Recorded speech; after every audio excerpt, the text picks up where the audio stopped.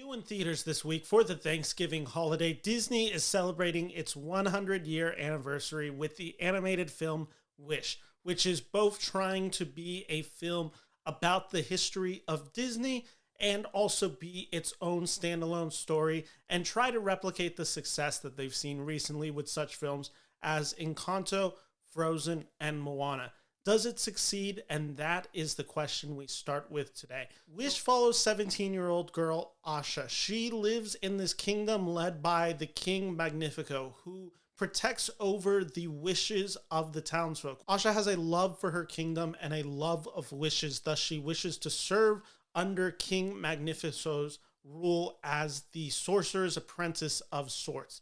Notice the Disney reference right there.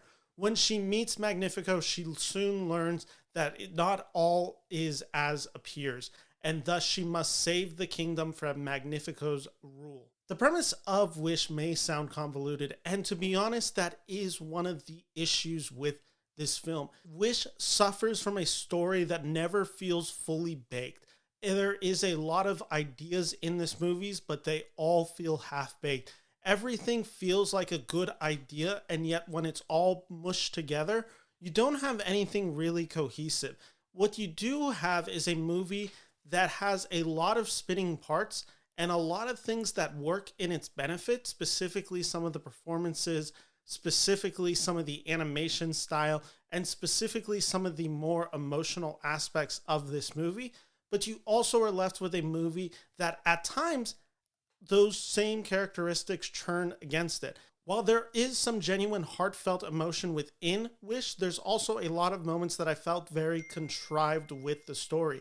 While there are moments where I think the animation is wonderful, there are other moments where I don't think it is in service to anything greater. While there are moments with the characters that I found genuine, a lot of the other characters I found very surface level. Thus, we are stuck in a movie with Wish where it's a lot of fun to be had in moments, and there are scenes within this hour and 35-minute runtime that work exceptionally well, and then there's also a lot of scenes that I just don't think amount to anything.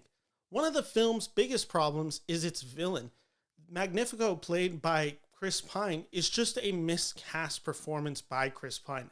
Chris Pine is an actor I like. I don't think he brings the gravitas to be scary. I don't think he has the humor quite down to just have a lot of fun in this role. And there just isn't much depth to his voice work.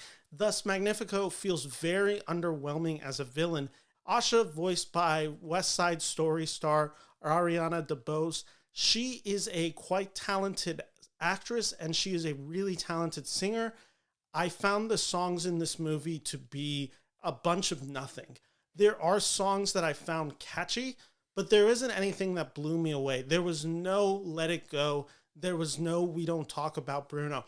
It's a lot of songs that serve the purpose enough and are fine enough to listen to, but they also feel very repetitive of other songs. And that repetitiveness is an issue found in Wish.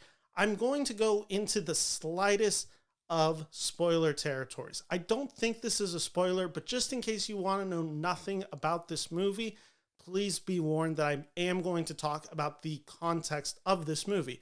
Wish is directed by the people who did Frozen, and their belief in this movie was they wanted to make a film that celebrated 100 years of Disney. Thus, a lot of the animation style, a lot of the characters, the creatures in this film, the animals, they're all supposed to almost be based on the history of Disney. You see characters that look similar to previous characters in Disney's canon. While this might be exciting for some people watching it and pointing out all the references, it also becomes extremely overbearing at times where you're just watching this film and it almost feels like it's derailing the narrative focus of this movie, where you're just almost left wondering, did they want to make a movie that was just all references and they didn't really care about this story, but they had to have some sort of new original story? And that's the issue with Wish. There are ideas in this movie that I think to be quite good. Like I said, there's some really good performances in it. There's some really good animation in it. And it's a fun enough film to watch for 95 minutes. There's good messages to be had. There's a really good relationship between Asha and her grandfather. There are aspects of the Disney magic present within Wish. It's just that when it's all together, it never amounted to anything that I found overly emotional, overly humorous. It's just a lot of good, not great, and at times very average. That's how I would describe Wish. I found it above average, but I can't really say this is anything you need to rush out to see. I think if you go see this movie, you could very well have fun. I could see younger audiences liking this. I just don't think it's going to have a cultural resonance to it. Wish just feels very disposable. And honestly, seeing it a few days ago, I've already kind of forgotten a lot of the big details within Wish. So check out this movie, but it is no rush to need to see it.